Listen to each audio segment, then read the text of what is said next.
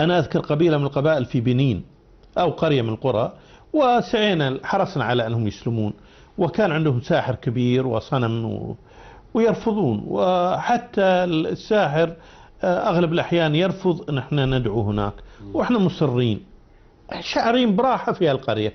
في يوم من الأيام رحنا لهم، لقينا عندهم احتفال ضخم وحاملين القرابين بيودونها للصنم، يمرون بشارع بوسط القرية، شارع طبعا ترابي، وشايلين ديك على راسهم، الساحر شايله وهم يمشون وراه، بيروحون عند الصنم الإله مالهم يذبحونه. فيظهر في نسر جوعان مروا خطف الديك، فالتفت الساحر على النسر وهو رايح، والتفت على الصنم وقال له: يا ربنا، وينك انت ما تدافع عن نفسك؟ هذا جايبينه لك، انا لو سرقوا مني ديك والله لا الحق الحراميه بكل مكان، وانت يا رب ما تلحق الصقر او النسر.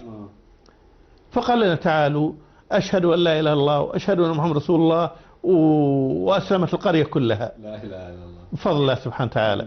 وارسلنا هذا الساحر الى الحج. ما شاء الله، جميل.